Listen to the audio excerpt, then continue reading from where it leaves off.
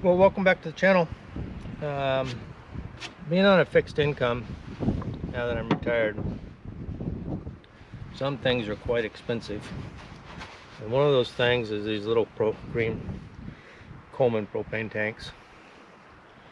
Rather than buy them new, I just refill them. So I'm going to kind of go over the steps that I take to refill them up here in off-grid Alaska. It's something that you have to do outside. It's something you have to be cautious with, obviously. I inspect each tank, make sure there's no bulges on them, no rust. As I was inspecting this one, I noticed some rust right around the top here. So I'm going to discard this one. This one is no longer going to get used in my inventory. So what I'm going to do is fill them. Some of the things you need is obviously your propane tank, the adapter that's used to hook to the green tanks, and you can buy these at a hardware store or online, possibly through Amazon or something like that, and it just screws into the top of the tank. Obviously gloves, because you're dealing with propane, which can get very cold. A scale, which I have here, because each of the tanks are not supposed to have more than 16 ounces in them, and so I'll do them just a little bit under. The tanks right now weigh 13 ounces empty, as you can see. And so what I'll do is, first things first, let's put this in. Remember, when you're screwing into a propane tank inside, the threads are backwards. So you put it in, twisting counterclockwise.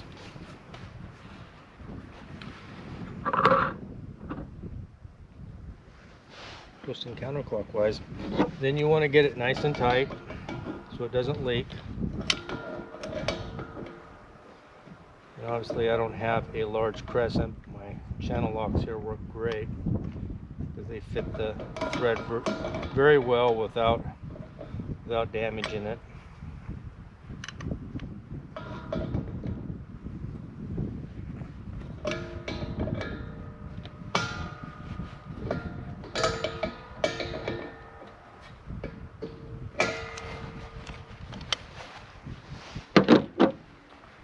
Your tank goes upside down to get the liquid propane down.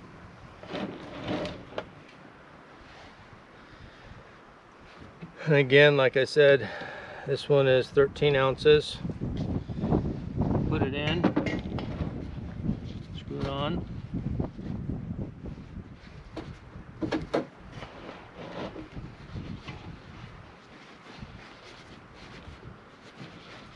Being careful not to cross thread it. Get it on nice and snug. And then you open your tank.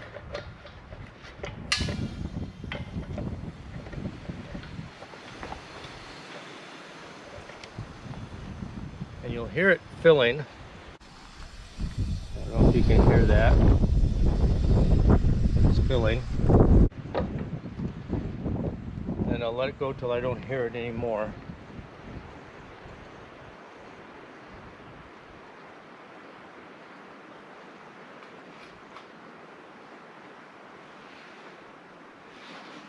And it has stopped. I'll turn the tank off.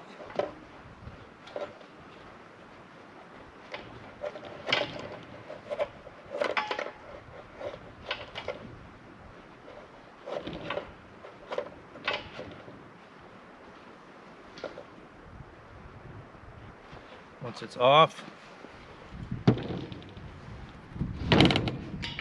check it's off. I'll remove the propane tank. I'm going to check weight. It's at 1 pound 4 ounces, which is just shy of a pound in there right now. because 16 ounces is a pound, and so 16 plus 4 is 20 ounces. So I've got 7 ounces in there. And what you do is you take a small, I got an Allen wrench here, and tap the top a few times and let some of the air out. Now if you get a white cloud that comes out, you know you're hitting propane. Take some of the air out, put it back on the tank.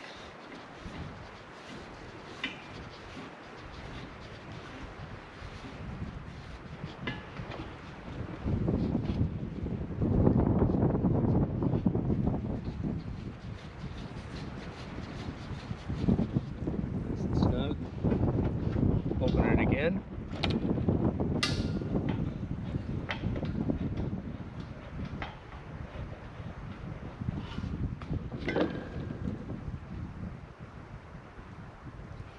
There it going. Close it.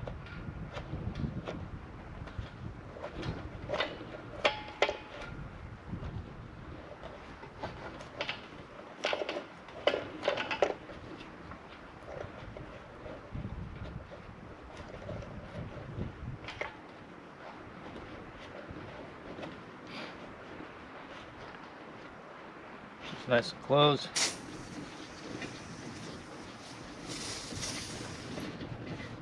Take it off. Reweigh it again. Reweigh it again. We're at 1.7. We're about 3/4 full. And I can bleed it again and get more air out of it because it'll have air inside of it to get it up closer to the 1 pound without going over.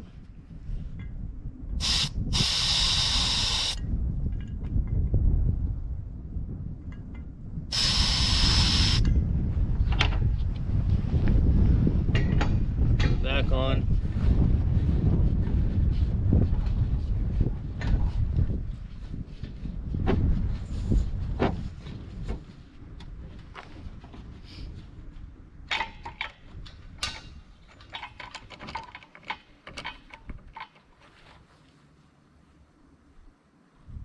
Listen to it.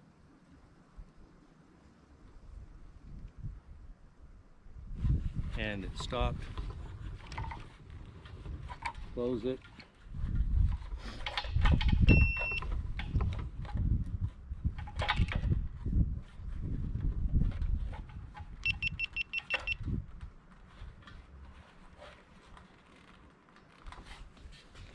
Now this one here should be right where we need it.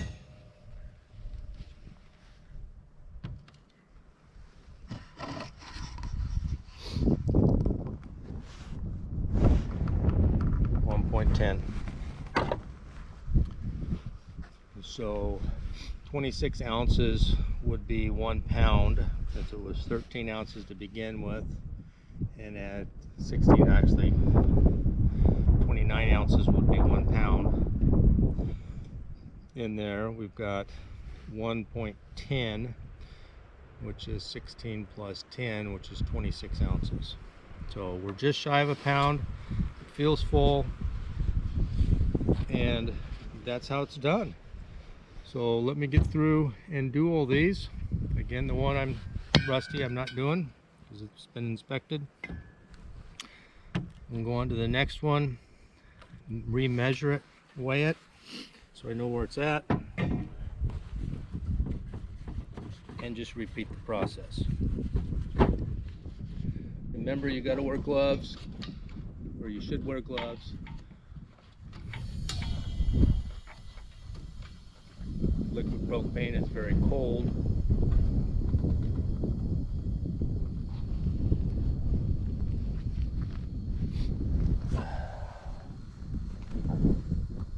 There's some videos out there on doing this, and it's pretty close to what I'm doing. There's other videos out there that say just leave them hooked up till 15-20 minutes and they'll be full. But as you see, I did the first one in a couple of minutes, and at roughly $7 a bottle, it's costing me a heck of a lot less, because right now here in Alaska it's running about $3.70 a gallon for propane, and this is a heck of a lot cheaper to do.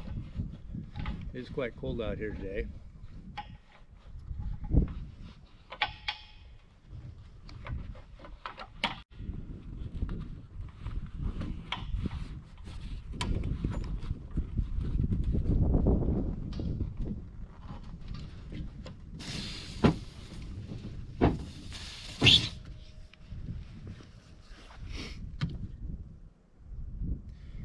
£1 5 ounces, so 13 plus 16 again is 29. I've got 16 plus 5, which is 21. So this one will have to have a little bit of air taken out and then filled up.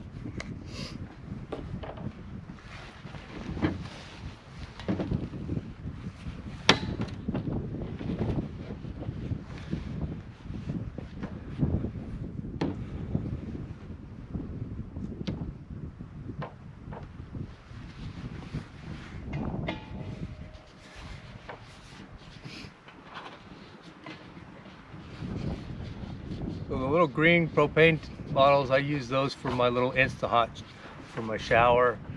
And I also have a Coleman cook stove that I'll use if I need to boil some water real quick.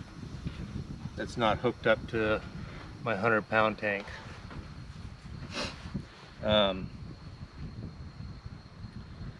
So going into winter, I want to make sure I got as many of these filled as possible, just so that I don't have to do it in the dead of winter. This should be more than enough to get me through for what little I use them for. Quite a cost savings.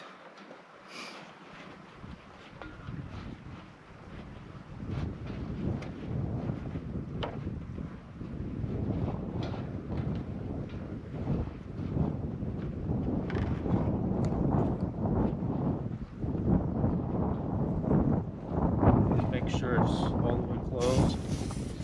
Take it off.